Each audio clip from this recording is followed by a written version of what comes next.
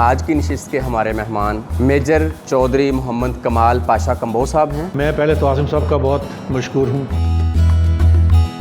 कोई वाक़या ऐसा लगा हो कि मौत बिल्कुल सामने खड़ी है? डाकू जो हैं उन्होंने हमारे पे हमला किया, हमारे बंदे जो हैं उनमें से कई एक शहीद हुए। कंबोह बरादरी के लोगों से मुख्तलिफ इलाकों में मुलाकात रहती थी, तो आपका रवैया उनके साथ कैसा था? बाय बर्थ पक्का सॉलिड कंबोह हूँ। मेहराबपुर एक बड़ा मशहूर गांव है, ताकतवर हैं और इतने बड़े दिल के लोग हैं, गुर्दे के लोग हैं कि डाकू डरते हुए मेहराबपुर में जाते नहीं थे। लाहौर शहर में कंबोहों की कमी नहीं है, एक बड़ा मेजर शेयर है इनके पास, वोट बैंक अच्छा है। पैसा जो है ना, उसके बगैर सियासत चलती नहीं है। पानी जो है नीचे से ऊपर नहीं जाता, पानी ऊपर से नीचे आता है। कितना दर्द दिल लगते हैं कंबोहों का आप? कंबोह हमारा जो है वो नहीं तरक्की कर पा रहा, उसको नौकरी नहीं मिल रही, मैं ज़रूर उसके लिए जाता हूँ। फिल्म, ड्रामा, मौसीकी किसी से लगाव है? अपनी बीवी को खुश करने के लिए गाने गाया करता था। मैं आमतौर पे अपनी अंग्रेज़ी इंप्रूव करता था, अंग्रेज़ी फिल्में देख देख के। जब पब्लिक सो रही होती है तो फ़ौज जाग रही होती है। आपकी फ़ौज ना हो तो फिर दूसरे मुल्क की फ़ौज आ जाएगी। ज़माना तालब इल्मी, कभी कोई इश्क मोहब्बत के रास्ते पे भी चले? लड़कियां जो थी ना और पेरेंट्स उनके, वो बड़ा चाहते थे कि जी उनके बच्चियां जो है ना उनकी शादी फ़ौजियों में हो। वॉइस ऑफ कंबोज के थ्रू हमारी कंबोह बरादरी और नौजवानों को क्या पैगाम देना चाहेंगे? मुग़लों के वक्त में भी हम जंगजू मशहूर थे। हमें काम करना है इस मुल्क के लिए, हमें आगे बढ़ना है। मैं कहा करता हूँ कि मैं अपनी इनिंग मैंने खेल ली है, नौजवान कौम जो है ना उसका काम है ये करें।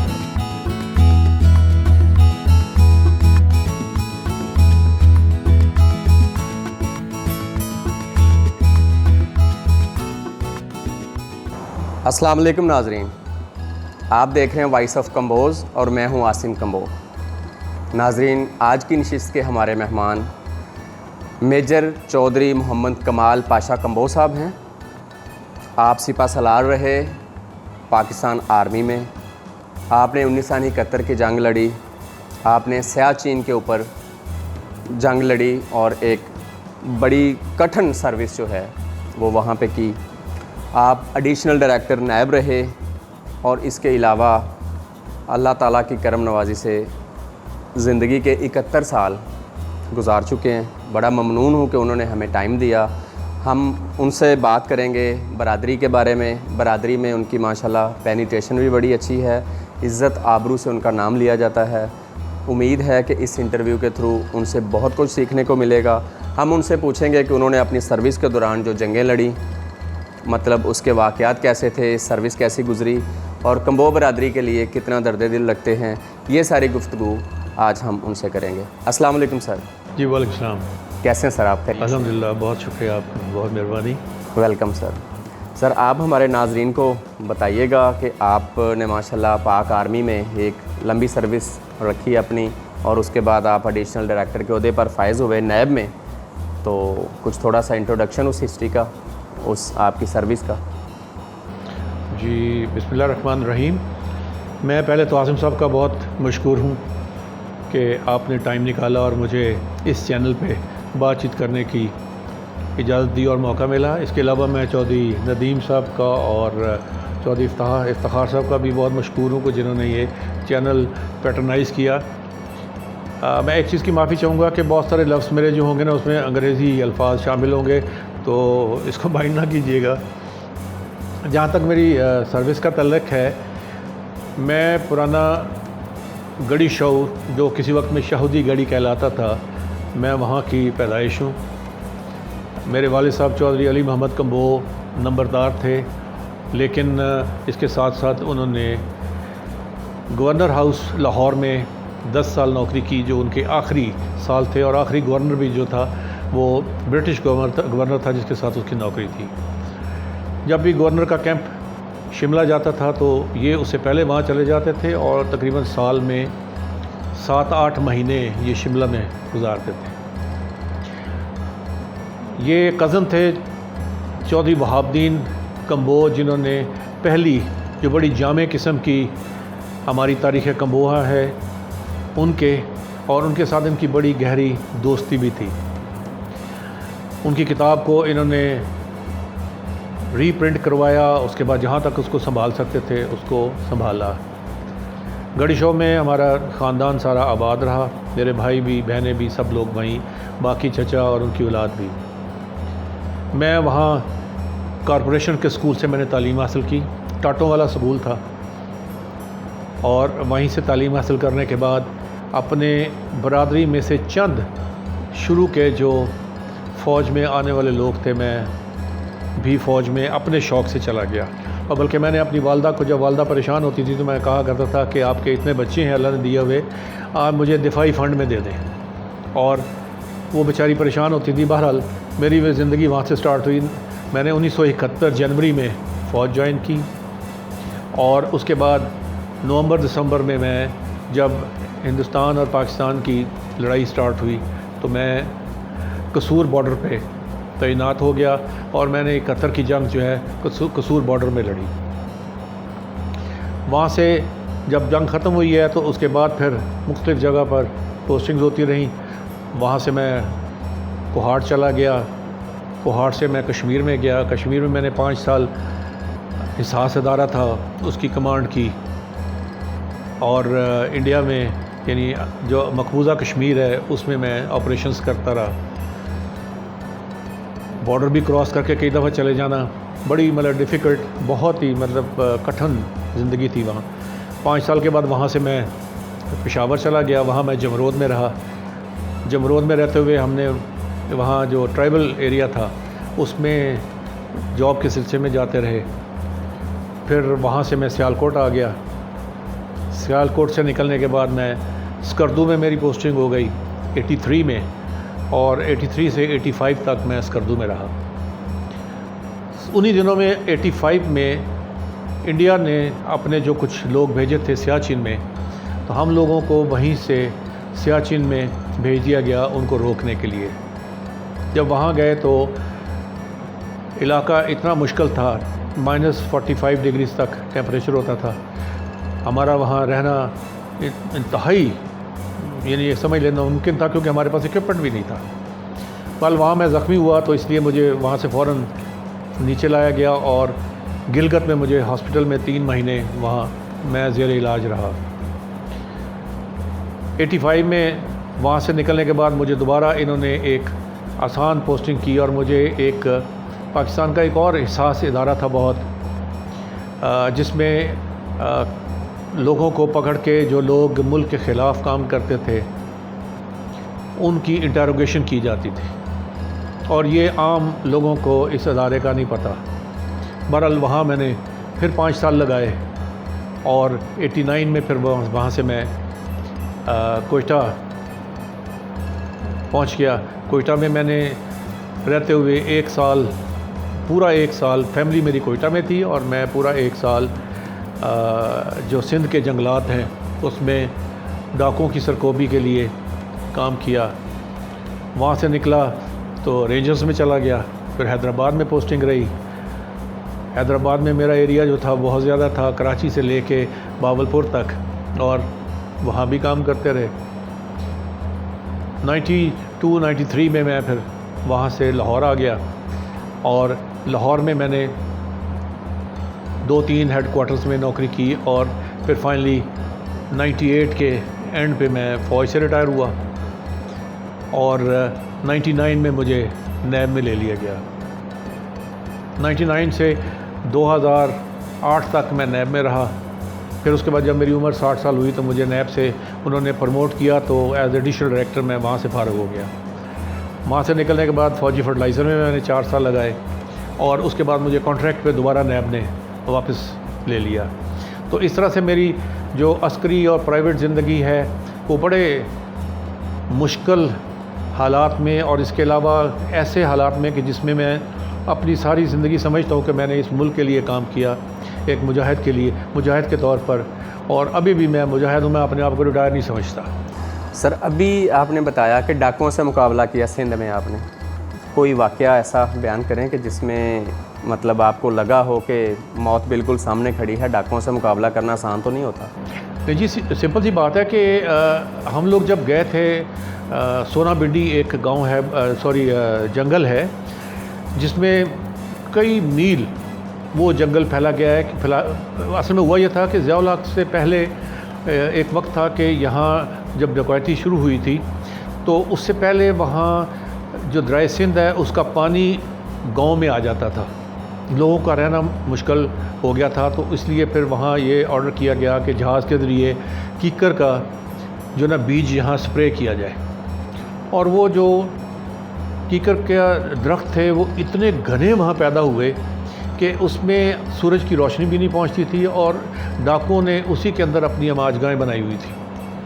हम लोग जब फ़ौजी वहाँ गए तो हम लोग चूँकि रहते थे शहरों में, हमारे कैंप्स होते थे, तो डाकुओं के इन्फॉर्मर उनको जो ही हम लोग तैयार होते थे कहीं जाने के लिए तो डाकुओं को इन्फॉर्मेशन पहुँच जाती थी कि भाई फ़ौज चलने लगी है। हम बहरहाल हमारे भी इन्फॉर्मर जो थे इन्हीं लोगों में से होते थे, वो हमें ले जाते थे जंगल के अंदर। हम जंगल के अंदर उन्हीं के ज़रिए रास्ते, क्योंकि रास्ते हमें नहीं पता थे, उनके ज़रिए चलते जाते थे। और हम लोग जो अंदर उनके छोटे छोटे उनको उताक कहते हैं, जिसमें जो कोई एक फैमिली रहती थी जो इन डाकुओं को जब ये डाका मार के आते थे वो इनको अपने पास पनाह देते थे। तो हम उन उताक जो होती थी ना उनमें जाते थे। उनको हम, मेरा हुक्म ये होता था, मैं नॉर्मली अपने जो ट्रुप्स उनको कहता था कि जी उताक को आग लगा दो ताकि ये डाकू यहाँ रह ही ना सके। लेकिन कई एक जगहों पे ऐसा हुआ कि भाई डाकू जो हैं उन्होंने हमारे पे हमला किया, हमारे बंदे जो हैं उनमें से कई एक शहीद हुए, लेकिन हमने फिर भी उनको काबू किया, उनको पकड़ा। और उसके बाद हमारी वैसे कोशिश ये होती थी कि ये, हालांकि इसको बाद दफ़ा लोग बुरा समझते हैं, लेकिन ये है कि जब हम ये देखते थे कि एक डाकू जो पकड़ा गया है वो कन्फर्म्ड डाकू है और उसने बंदे मारे हुए हैं, हमारी कोशिश होती थी कि उसको हम ज़िंदा ना छोड़ें, क्योंकि हमें ये पता था कि अगर ये ज़िंदा रहा तो ये अपनी औलाद भी डाकू ही पैदा करेगा। बहरहाल हमारे उस वक्त के एक्शन से ये ज़रूर हुआ कि हमने बड़ी हद तक जो डाकू हैं ना उनको वहाँ ख़त्म किया। बड़े बड़े ये चांडियों वगैरह और इस के बड़े बड़े डाकू थे, इनको हमने, क्योंकि इनका तरीकाकार यही होता था कि जब हम इनके पीछे जाते थे हम, तो ये कश्तियों में बैठ के दरिया को पार करते थे, दूसरी तरफ चले जाते थे। तो फिर उसके लिए हमने तरीका ये रखा हुआ था, हम दूसरी साइड पे पहले से ही घात लगा के बंदे रखे होते थे कि जो ही ये उस तरफ आते थे तो इनको वहाँ हम इनकी तबाही कर देते थे वहाँ। तो बहरहाल ये इस किस्म के बड़े वाक़यात आए हैं। आपने बताया कि 83 से लेके 85 तक आप -45 जो दर्जा हरारत है उसमें आपने सर्विस की? नहीं, 83 में जब मैं गया हूँ तो हमारा बटालियन हेडक्वार्टर जो था ना वो 9000 फुट पे था। वहाँ टेम्परेचर जो है ना वो इतना ज़्यादा मतलब नीचे नहीं होता था। ये 45 जो टेम्परेचर है, ये जो प्रॉपर सियाचिन का एरिया है, ग्यारी और उसके पास जो इलाका है, ये वहाँ का था टेम्परेचर। जिस एरिया में हम बटालियन हेडक्वार्टर में थे वो बटालियन हेडक्वार्टर दूसरी वैली में था, सियाचिन की वैली और थी। तो इसलिए उस वैली में हम लोग जब थे तो हमारा टेम्परेचर वहाँ नॉर्मली बटालियन हेडक्वार्टर में -20 -25 तक ही होता था। लेकिन वो चूँकि प्रॉपर अकोमोडेशन बनी हुई थी इसलिए हम वहाँ सरवाइव कर जाते थे। लेकिन जहाँ तक ताल्लुक़ था सियाचिन का प्रॉपर, तो सियाचिन में -45 इसलिए था कि वहाँ तो रहती ही बर्फ़ है, वहाँ तो कोई और ना दरख्त है ना कोई और चीज़ है, टोटल है ही बर्फ़। तो उस बर्फ़ में जब हवा चलती थी, क्योंकि बर्फ़ जब वैसे पड़ी हो तो अगर बर्फ़ पे खुदाई करके अगर आप नीचे चले जाएँ तो आपको इतनी सर्दी नहीं महसूस होती। लेकिन जब बर्फ़ से बाहर होते हैं और जब हवा चलती है तो टेम्परेचर जो है ना बहुत डाउन हो जाता है। शुरू में हम लोग इसी तरह रहते हैं, फिर बाद में जब स्नो लाइन इक्विपमेंट आ गया और इग्लूज़ आ गए, उस वक्त में फिर हमारी लाइफ वहाँ कंफर्टेबल हो गई। लेकिन हमारे वहाँ स्टे इन्होंने इसीलिए बहुत कम रखा हुआ था कि वहाँ चोटी पे जो बंदा है वो 10 से 15 दिन रह के उसको नीचे फ़ौरन शिफ्ट कर दिया जाता था और नीचे से दूसरी जो फोर्स है पहुँच जाती थी और ये एक सिलसिला जारी रहता था वहाँ। और बटालियन जो होती थी पूरी, उसको ज़्यादा अरसे के बाद वहाँ से निकाल लिया जाता था। आपने सर्विस ऑल ओवर कंट्री की, आप बताएंगे कि सर्विस के दौरान कभी किसी कम्बो बरादरी के लोगों से मुख्तलिफ़ इलाकों में मुलाकात रहती थी तो आपका रवैया उनके साथ कैसा था? फ़ौजियों वाला या नॉर्मल के बरादरी का बंदा है उससे ज़रा हुस्ने इखलाक और प्यार से पेश आया जाए? नहीं जी, देखें, मैं बाय बर्थ पक्का सॉलिड कम्बो हूँ और मैंने जहाँ कहीं भी गया हूँ, जहाँ कहीं भी मुझे कहीं से, मतलब मैं एक छोटा सा वाक़या आपको सुनाता हूँ कि मैं कराची से गाड़ियों का कन्वॉय लेकर मैं कोयटा जा रहा था। रास्ते में एक जगह हब है, तो हब में मैंने सड़क के ऊपर एक बोर्ड लगा हुआ लिखा था नाहिद कम्बो। मैंने फ़ौरन अपना कॉन्वॉय वहाँ रोक लिया। मैं लोगों को भेजा अपने फ़ौजियों को, यार ये चेक करो कौन है नाहिद कम्बो। वो गए, उन्होंने चेक किया, उन्होंने कहा ये डॉक्टर साहब हैं, डॉक्टर नाहिद है। तो मैंने कहा मैं उनसे मिलना चाहता हूँ। मैं गया, जाके उनको मिला और वहाँ फ़ौरन इतने खुशी हुई उनको। पहले तो वो घबरा गए कि ये फ़ौजी क्यों खड़े हो गए, आगे पूरी गाड़ियाँ खड़ी हो गई। जब मैं जाके उनको मिला डॉक्टर नाहिद को, तो वो इतने खुश हुए कि उन्होंने उसी वक्त तमाम फ़ौजी था उन्होंने वहाँ से बाकी कम्बों के इकट्ठे किए 20-25। उन्होंने कहा ये जितने फ़ौजी हैं इन सबको चाय इनकी अच्छी तरह खातिरमदाद करो कि आज हमारा कम्बों का एक पड़ा हमें यहाँ मिलने आया है। फिर उसके बाद वो लोग गाए बगाए मुझे। उसके जब मैं दोबारा कोयटा से मेरी पोस्टिंग हुई हैदराबाद में, उनको पता चला मेरा, तो फिर वहाँ से लोग आए। वहाँ कोई एक हफ्तावार उनका रिसाला निकलता था, वो जो वहाँ उनके मदीर थे वो स्पेशली आए, उन्होंने मेरा नाम वगैरह सारा कुछ नोट किया और उन्होंने अपने रिसाले में वहाँ छापा। फिर वहाँ वो जहाँ के भी रहे, मेहराबपुर एक बड़ा मशहूर गांव है, जहाँ के जो कम्बो हैं वो इतने ताकतवर हैं और इतने बड़े दिल के लोग हैं, गुर्दे के लोग हैं कि डाकू डरते हुए मेहराबपुर में जाते नहीं थे। वो उनके एक बाबा जी थे, लंबे 6.25 फुट का था। उनको जब मेरा पता वो स्पेशली, क्योंकि मैं जब मिलता था लोगों से तो मेरी ये जो स्पिरिट थी कम्बो वाली ये हर किसी को पहुंचती और वो लोग आके मेरा नाम चलाते थे।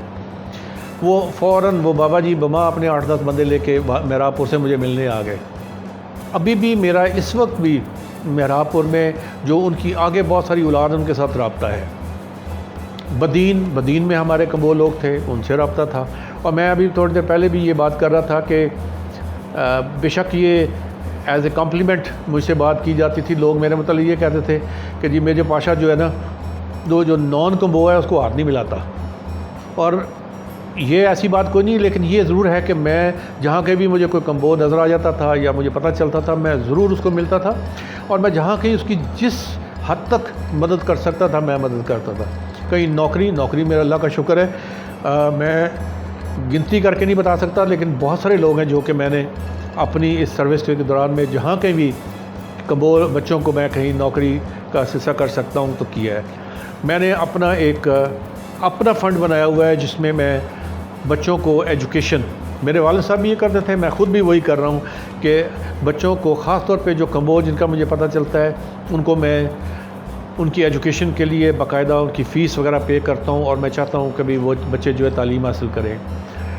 मैं शेखुपुरा में बल्कि मैंने ऐलान भी किया था ओपनली, वहाँ उनका जो एक फ़ंक्शन होता है जिसमें वो टैलेंट अवार्ड देते हैं, तो मैंने उनसे कहा था कि जी अगर यहाँ के बच्चे आपके ऐसे हैं जो कि नहीं अफोर्ड कर सकते जिन्हें पे, तो मैं 2 बच्चों का टोटल ख़र्चा जो मैं उठाऊँगा उनका एजुकेशन के लिए। तो मेरी जहाँ तक मोहब्बत है कम्बोओं के लिए, मैं इस बरादरी को दिलो जान से चाहता हूँ और इसके हर फ़र्द से मेरी मोहब्बत है, उसमें कोई कमी ना आएगी ना है। इस वक्त लाहौर शहर में कम्बोओं की कमी नहीं है, एक बड़ा मेजर शेयर है इनके पास, वोट बैंक अच्छा है, लेकिन किसी असम्बली में, ना कौमी असम्बली में ना सूबाई असम्बली में कम्बो नज़र नहीं आता। इसकी क्या वजह है? असल में इसकी एक तो वजह ये है कि पहले जब भी कोई लोग किसी अच्छी पोस्ट पे होते थे, या एक तो ये होना चाहिए कि जब वो दूसरे आम गरीब लोगों से निकल के दूसरी क्लास में चले जाते थे तो वो पीछे मुड़ के नहीं देखते थे। नंबर 2 ये था कि मोस्टली लोग अपने साथ कम्बो लिखते नहीं थे। तीसरा ये भी है कि सियासत में आपको पता है कि पैसा जो है ना उसके बगैर सियासत चलती नहीं है। यहाँ पर यह है कि विदिन बरादरी अगर लोग बेलॉस होके अपने से नीचे वाले जो गरीब, क्योंकि वोट बैंक जो है वो गरीबों से बनता है, वोट बैंक अमीर आदमी से नहीं है। अगर आप देख लें कोई जलसा जुलूस होता है तो लोग आम तौर पे अवॉइड करते हैं, लेकिन जो गरीब आदमी है वो अपना सब कुछ छोड़ छाड़ के पहुंच जाता है वहाँ। तो अगर उसको लुक आफ्टर ना किया जाएगा, अगर उसको मोहब्बत नहीं दी जाएगी तो गरीब आदमी आपकी तरफ रुजू नहीं करेगा। और दूसरी चीज़ ये है कि जैसा मैंने कहा है कि जिन लोगों के पास पैसा है वो लोग अपने मतलब के लिए ज़रूर इस बरादरी में काम भी करते हैं, लेकिन लिमिट है, ये उन्होंने अपनी समझ लो पैरामीटर्स रखे हुए हैं, लिमिट्स रखी हुई हैं। इसी वजह से हमारे लोग जो है ना सियासत में नहीं आ सकते। मैंने और बरादरियों में देखा है कि जो ऊपर वाला आदमी है तो हतल मकान जितनी भी कोशिश कर सकता है अपने से नीचे वाले को, अपनी बरादरी वाले को लुक आफ्टर करता है, और इन रिटर्न वो बरादरी के लोग जो है ना उनको जहाँ उनको ज़रूरत पड़ती है वो उनको सपोर्ट करते हैं। और सियासत इसी का नाम है, क्योंकि नीचे से सपोर्ट मिलेगी और ये तभी हो सकता है कि ऊपर से पानी नीचे बहे। पानी जो है नीचे से ऊपर नहीं जाता, पानी ऊपर से नीचे आता है। तो जो लोग हमारे सियासतदान थे या जो सियासत में आए थे वो इसीलिए कामयाब ना हो सके कि उन्होंने अपने आप को दूसरी बरादरियों के शेल्टर के नीचे रखा, दूसरी बरादरियों में जाके उन्होंने उनसे वोट मांगे, लेकिन जहाँ तक अपना तल्लक है अपनी बरादरी के लोगों को उन्होंने लुक आफ्टर नहीं किया। हमारे लोग, गरीब आदमी जो है, साफ सी बात है, हमारे दो बड़ी डिस्टिंक्ट दो जमातें हैं, एक पैसे वाले लोग, दूसरे जो हैं गरीब लोग हैं। इनमें एक लात इसी दरमियान में आती है जो मेहनत करके पढ़ रहे होते हैं। अगर पढ़े हुए बच्चे को अगर आप नौकरी ना दें, पढ़े हुए बच्चे को आप सपोर्ट ना करें, तो वो डिसहार्टन हो जाता है जब वो देखता है कि मुझे कुछ भी नहीं मिल रहा और बरादरी मेरी कोई सपोर्ट नहीं कर रही। और बरादरी में सपोर्ट करने वाले यही लोग हैं जो लोग सियासत में आते हैं या जिनके पास पैसा है। मेजर साहब ये बताइएगा, शादी घर वालों की मर्ज़ी से की या लव मैरिज की? नहीं जी, ये पक्की मेरी घर वालों की मर्ज़ी से थी, क्योंकि उसकी वजह थी कि मेरे वालिद साहब बीइंग अ ट्रू कम्बो, वो कहते थे कि मैंने शादी कम्बों से बाहर नहीं करनी है। मेरे सारे भाई जो हैं उनकी सारी शादियाँ कम्बों में हुई हैं और मेरी भी शादी उन्होंने कम्बों में ही की थी। मेरे जो ससुराल हैं वो भेरे के हैं, भेरे में कम्बो, पढ़े लिखे कम्बो सारे भेरे में बहुत सारे हैं, क्योंकि भेरे की अगर हिस्ट्री पता हो आपको तो भेरा एक बड़े हिस्टोरिकल वैल्यू रखता है। तो मेरे ससुराल में लोग ज़्यादातर, मेरे जो नाना ससुर थे पाकिस्तान के पहले डायरेक्टर जनरल थे एग्रीकल्चर, पीएचडी उन्होंने की हुई थी और अलीगढ़ से पढ़े हुए थे नाना ससुर जो थे। मेरे जो ससुर थे वो यहाँ लॉ कॉलेज में पढ़ाते थे, ऐसे मनवर बड़े। ये असल में भेरे के लोग जो ना कम्बो, पक्के कम्बो हैं, लेकिन अपने साथ शेख लिखते हैं। इसी वजह से यही वो प्रॉब्लम है, कोई ज़ुबैरी लिखता है, कोई फ़ारूकी लिखता है। उसकी वजह यही है कि इसी वजह से कम्बो जो है ना उनमें आपस में इंटरेक्शन नहीं है। कोई बंदा इनको ये नहीं समझा सकता कि भाई आप कम्बो मीन्स कम्बो।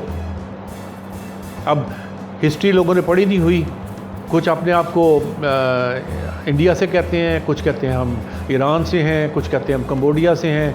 मेरा बेटा वहाँ इंग्लैंड में बैठा हुआ है, उसने वहाँ बैठ के इसको एक्सप्लोर करना शुरू किया हुआ है कि जी कम्बो कहाँ से आए हुए हैं।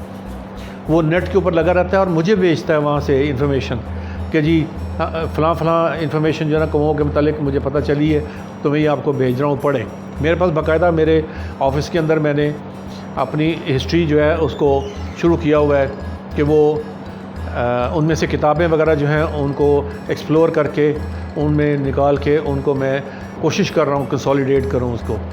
लेकिन वो बात वही है कि इसके लिए टाइम भी चाहिए, इसके अलावा ताकत भी चाहिए। अब मैं आहिस्ता आहिस्ता जो है ना, मैं कहा करता हूँ कि मैं अपनी इनिंग मैंने खेल ली है, अब और बच्चों का काम है, नौजवान कौम जो है ना उसका काम है ये करें।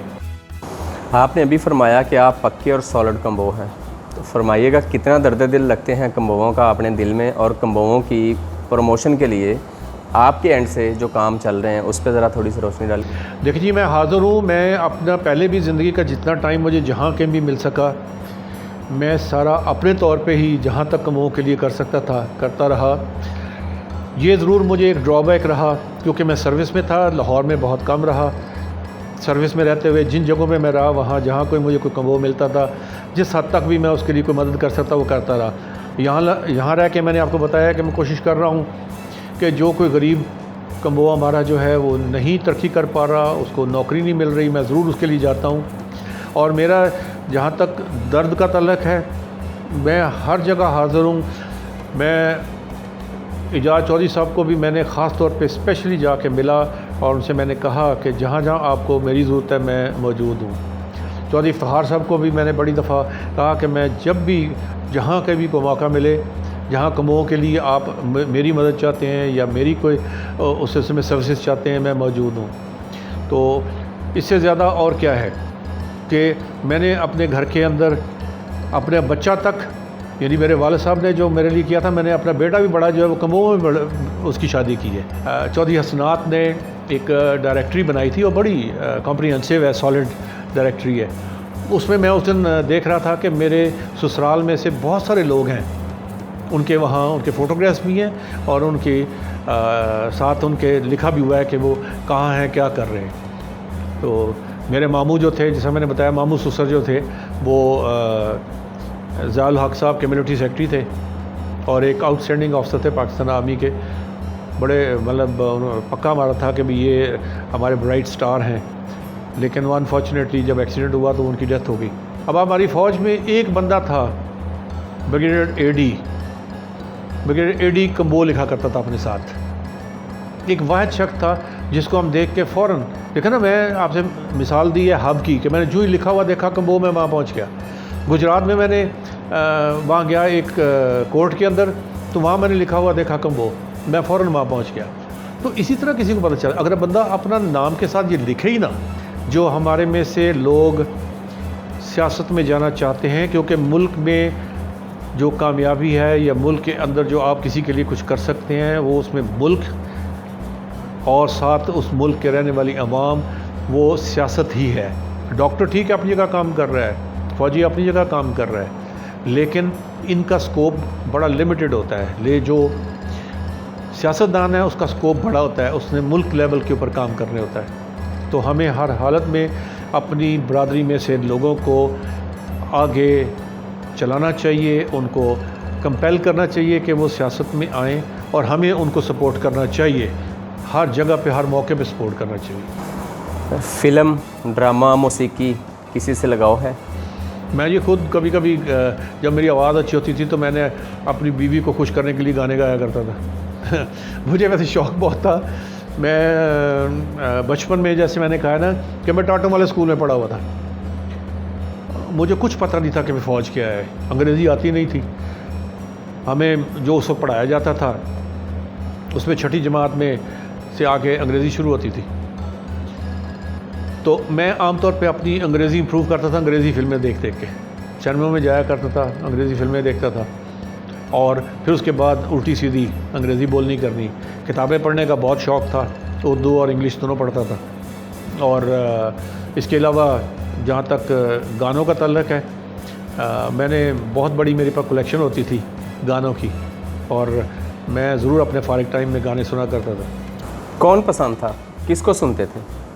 जी, मुझे ज़्यादातर जो है ना, असल में नए जो आने वालों में तो नुसरत फ़तेह अली मेरे पसंदीदा कवाल थे। जो पुराने बिफ़ोर पार्टीशन जो लोग थे उनमें जो रफ़ी थे, ये थे, तलत हुसैन थे, जो इस किस्म के जो सिंगर थे, तो इन्हीं को मैं ज़्यादा पसंद करता था। मैडम नूरजहाँ के ख़ास तौर पे, जो उसने हमारे फ़ौज के सिलसिले, फ़रीदा खानम ने फ़ौज के लिए गाने गाए हुए थे, उनके गाने मैं सारे सुनता था। फ़ौज में आपकी भर्ती अचानक हुई या घर वालों का फ़ैसला था? नहीं जी, मैं अपने शौक़ से आया था, और मुझे ये था कि हमारा घर ऐसी जगह पे था कि जहाँ मेन सड़क के ऊपर कैंट से फ़ौजी जो है ना रेलवे स्टेशन जाया करते थे। तो मैं बड़े शौक़ से खड़े होकर उनको देखा करता था। 65 की जब वॉर हुई तो मैं उस वक्त 9वीं जमात में पढ़ता था, और मैं उस वक्त वॉलंटियर होके जो फोर्सेस बनाई गई थी कि जिसमें रातों को हमने जाके जो ब्लैक आउट होता था उसके लिए बाकायदा लाइटें बंद करानी, सड़कों पे पहरा देना, क्योंकि उन दिनों में ये होता था कि जी पैराट्रूपर्स आ सकते हैं, हमें तो कुछ पता नहीं, बच्चे थे। तो उस वक्त से ये शौक़ स्टार्ट हुआ, और अंग्रेज़ी की फ़िल्में जो देखता था तो साफ सी बात है कि वो मुझे वो भी इंटरेस्ट पैदा होता था, क्योंकि जंग की फ़िल्में देखी होती थी। तो वो चलते चलते फिर उसके बाद जब मैंने फ़ौजियों को आते जाते देखना यहाँ से, तो मुझे बड़ा एक अजीब सी मोहब्बत उनसे पैदा होनी कि भाई ये लोग जो है ना इस मुल्क के लिए काम कर रहे हैं। फिर गढ़ी शो से साथ ही हमारे कैंटोनमेंट थी, जो ही हमने नहर क्रॉस करनी तो आगे कैंटोनमेंट आ जाती थी। फिर वहाँ जाके जब उन लोगों को देखना, फ़ौजियों को खड़े हुए, तो वहाँ जब दिल में एक जज्बा सा उठता था कि भाई मैं ज़रूर फ़ौज में जाऊँगा। 71 में इन्होंने, मैं उन दिनों में BSc में पढ़ता था, तो 71 में इन्होंने उस वक्त एक प्लान बनाया कि जैसे इज़राइल या दूसरे जो मुल्क हैं उन्होंने नेशनल आर्मीज़ बनाई हुई हैं, क्योंकि जो एक्चुअल फुल फ्लेज आर्मी है वो अफोर्ड नहीं होती। तो इन्होंने कहा कि बेहतर है कि ये लोग करते थे कि अपने कॉलेज स्कूल के बच्चों को प्रॉपर फ़ौजी ट्रेनिंग दे के तो उनको ये बाद में जब ज़रूरत पड़ती थी जंग की तो उनको वो बॉर्डर्स पे ले जाते थे। सो पाकिस्तान में भी इन्होंने ये प्लान बनाया। जनरल याया के वक्त में इन्होंने ये एक फ़ोर्स तैयार की कि भाई स्टूडेंट्स को कॉलेजेस से वॉलंटरीली लिया जाए, उनको यहाँ कैंटोनमेंट में रखा जाए और पूरे साल की ट्रेनिंग दे के ये जो है ना जो ही जंग अगर लगे तो इनको अगर ये घर भी चले जाएँ तो हम इनको फ़ौरन बुला लें। और नॉट एज ए मुजाहिद फ़ोर्स अलग है, ये प्रॉपर पक्के फ़ौजी होंगे क्योंकि इनको ट्रेनिंग फ़ौज की हुई होगी। मुझे जब ये पता चला तो मैंने वॉलंटियर कर दिया और मैंने जाकर वो यूनिट ज्वाइन कर दी जो यहाँ इन्होंने लाहौर में क्रिएट की थी। तो फिर उसी यूनिट से मैंने कमीशन लिया, क्योंकि मैं उसी यूनिट में जब था तो मैं कसूर बॉर्डर पे गया और उसी यूनिट से मैंने कमीशन लिया और फिर एकेडमी से मैं ट्रेनिंग करने के बाद दोबारा फिर उसी यूनिट में आया और मेरी वो यूनिट उस वक्त भी कसूर बॉर्डर पे थी। आपने जब फ़ौज ज्वाइन की तो जुल्फ़कार अली भुट्टो साहब का ज़माना था, दौरे हुकूमत था, और उसके बाद फिर ज़िया उल हक़ साहब आ गए। इन दोनों में से किसी से मुलाकात हुई कभी? नहीं, ज़िया उल हक़ साहब से तो हुई है मुलाकात। जुल्फ़कार अली भुट्टो को मैं मिला नहीं हूँ, लेकिन उनके कई एक ओकेजन्स पे जब वो कहीं कोई जलसा वगैरह कर रहे होते थे, बल्कि एक जलसा तो बिल्कुल ऐसे था कि हमारे घर के साथ वाली बिल्डिंग में जो बालकनी थी उसमें खड़े होके उन्होंने एक जलसा किया और वहाँ गड़ी शो में जो मेन बाज़ार था उसमें पब्लिक ने उनके तकरीरें वगैरह सुनी। तो मैं ये जुल्फ़कार अली भुट्टो जिस बालकनी में खड़े होके तकरीर कर रहे थे उसके साथ वाली बालकनी में मैं भी खड़ा सुन रहा था। बस यही मेरी उनकी मुलाकात थी, उससे ज़्यादा मेरी उनसे सच नहीं हुई। ज़िया उल हक़ साहब को मैंने अपनी ड्यूटी के दौरान में कई दफ़ा मेरी उनसे रही मुलाकात। कहते हैं कि जब पब्लिक सो रही होती है तो फ़ौज जाग रही होती है, इस बारे में आप क्या कहेंगे? ये मकूला ठीक है, सच है? बिल्कुल सही है जी। सिर्फ यही नहीं है, किसी जितने भी बड़े आप समझ लें कि समझदार इंटेलिजेंट लोग हैं, चर्चिल जैसे लोग हैं जो कि आप फेमस हैं अपनी इंटेलिजेंस में, उनके भी अल्फाज थे कि अगर आपकी फ़ौज ना हो, वो अपने मुल्क के मतलब कहता था कि अगर आपकी फ़ौज ना हो तो फिर दूसरे मुल्क की फ़ौज आ जाएगी और फिर वो फ़ौज जो आके आपके मुल्क में करेगी आप उसका अंदाज़ा नहीं कर सकते। इसकी मिसालें मौजूद है। आप बोस्निया में देख लें, आप इराक़ में देख लें, आप लीबिया में देख लें, आप अफ्रीका में देख लें, जहाँ कहीं भी फ़ौज कमज़ोर पड़ी है या फ़ौज को लोगों ने नहीं चलने दिया या फ़ौज रातों को नहीं जागती थी, हमेशा ऐसा ही हुआ है। शब खून मारे गए हैं। हमारे सामने मिसाल है जंग ओहद की। हमारे लोगों ने ज़रा सा हमारे नबी पाक का उसका हुक्म ना माना, तीरंदाज अपनी जगह छोड़ गए और उसका रिज़ल्ट आपके सामने है कि हमारे हज़ूर अकरम जो है उनके दांत तक शहीद हुए। ये अल्लाह की तरफ से एक समझ लें कि ये टीचिंग है, क्योंकि हज़ूर अकरम सल्लल्लाहु अलैहि वसल्लम जो थे वो उनका जो एक्शन जो बात होती थी वो आइंदा आने वाली ज़िंदगी के लिए होती थी। सो उन्होंने ये चीज़ करके दिखा दी कि अगर आप जंग के लिए अपने मुल्क के लिए नहीं लड़ेंगे, अपने आप को ज़िंदा नहीं रखेंगे, अपने दिमाग को अपने जज्बे को नहीं रखेंगे तो आपका मुल्क जो ना आपसे चला जाएगा। तो ये बिल्कुल 100% क्या मैं कहता हूँ, इससे भी अगर कोई डिग्री हो तो उससे भी ज़्यादा है कि अगर कौम अगर सुकून से रहना चाहती है तो फ़ौज को जागना चाहिए और कौम को उसको इतनी मोहब्बत देनी चाहिए, क्योंकि अदरवाइज़ भी आप देखें ना कि किसने आना है किसी और जगह से। अगर आपके मुल्क में फ़ौज जो है उसके अंदर जज्बा नहीं है, अगर वो रातों को जाग नहीं रही तो हम कैसे सुकून से सो सकते हैं। अल्लाह ने देखे कुरान में दिया हुआ है कि जो बंदा शहीद है उसको आप मुर्दा भी नहीं कहते, शहीद शहीद है। और मेरे अपनी यूनिट का ऑफिसर शहीद हुआ है। उसकी वालदा ने जब उसके भाई की शादी थी तो उसने उसके कार्ड के ऊपर, पहली चीज़ तो ये थी कि जब उसकी बॉडी आई तो उसकी वालदा ने अपने सारे ख़ानदान वालों को कहा कि कोई बंदा एक आंसू नहीं बहाएगा क्योंकि मेरा बेटा शहीद है, मरा नहीं है।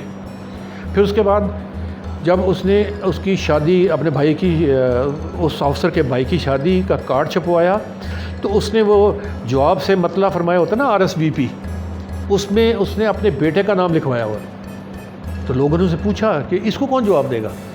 उन्होंने कहा ये शहीद है, ज़िंदा है। ताकतवर फ़ौज कहलाती है ये, सबसे ताकतवर है, सबसे तकड़ी है, कोई इनका मुकाबला नहीं कर सकता। ज़माना तालिब इल्मी, बड़ी दीवानी और मस्तानी ज़िंदगी होती है, कभी कोई इश्क मोहब्बत के रास्ते पे भी चले? नहीं, इश्क मोहब्बत तो नहीं होता था, लेकिन ये है कि उस वक्त अजीब सा वो ज़माना था। अपनी तरफ से इनिशिएट नहीं कभी की कोई चीज़ नहीं की जाती थी। असल में उन दिनों में जब मैंने फ़ौज ज्वाइन की थी तो उन दिनों में फ़ौज का बड़ा नाम था। लड़कियां जो थी ना और पेरेंट्स उनके, वो बड़ा चाहते थे कि जी उनके बच्चियां जो है ना उनकी शादी फ़ौजियों में हो। तो इसलिए आम तौर पे बच्चियां जो है ना उनको बाद दफ़ा वालिदैन ख़ुद फ़ौजी अफसरों के साथ रब्ता कर लेते थे और उनको ट्रैक से हटाने की कोशिश करते थे। तो बाद दफ़ा ये होता था कि बच्चियां राब्ते में आ जाती थी, लेकिन ऐसा कोई इश्क मोहब्बत वाली बात कोई नहीं थी। अपनी फैमिली के अंदर हम चूँकि अपने कज़न्स, अपने रिश्तेदार, अपना सारा कुछ था, उनके साथ हम एक नॉर्मल लाइफ ही गुजारते रहे। वालिद साहब के साथ ताल्लुक़ कैसा था? उनके प्रेशर में रहते थे या दोस्ताना माहौल था? नहीं जी, वालिद साहब के साथ इस तरह था कि वालिद साहब बड़े सख्त मिजाज आदमी थे। एक तो बड़े स्ट्रेट थे, सीधे बंदे और साफ गो, क्योंकि गोरों के साथ नौकरी थी और बिल्कुल उनके साथ उन्होंने इससे ही नौकरी की। लेकिन उनको अपने बच्चों के साथ बहुत मोहब्बत थी। मैं सबसे छोटा था फैमिली में।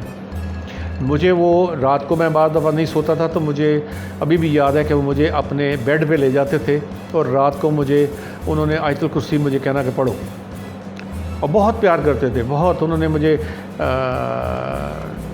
आम तौर पे वो बोला करते लफ्ज़ के बट बहुत देर हो चुकी बेटा, अब सो जा, कुछ इस किस्म के बोलते थे। आयतुल कुर्सी मुझे पढ़ानी, और आप हैरान हो गए कि कुरान शरीफ मैंने उनसे पढ़ा, वालिद साहब से।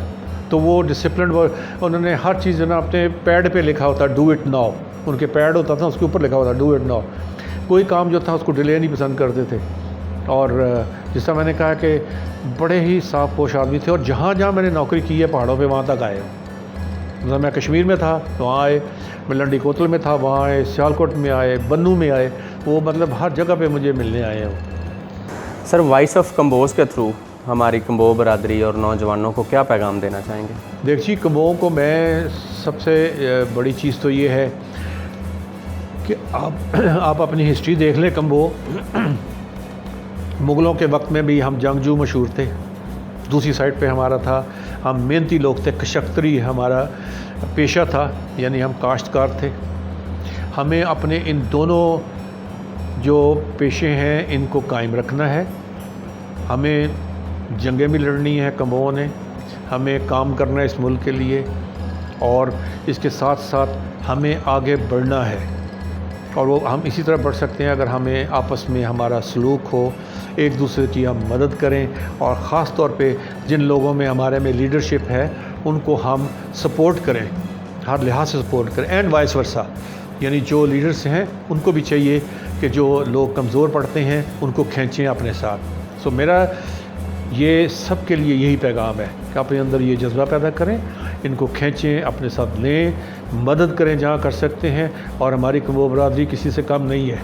4-5 तो जर्नैल पैदा हुए हैं, 4-5 सेक्रेटरी पैदा हुए हैं, बेहतरीन सर्जन है। ये मेरी वही मैं बात कर रहा था, ये जो भी एयर मार्शल हुए हैं, इनकी भाभी एक है, उसके 2 बेटे हैं, दोनों ये अपने चौधरी वहाबुद्दीन के पोते हैं, तो बल्कि पोतों से भी आप पड़पोते हैं बल्कि। तो मैं कल परसों से बात कर रहा था, वो अमेरिका में है दोनों, और दोनों बेस्ट सर्जन हैं। ये इरफान साहब जो थे, जो एयर मार्शल बने हैं, मैंने कि we must you see celebrate his distinction. वो आए, उसको हम करें ताकि वो स्टार है हमारा।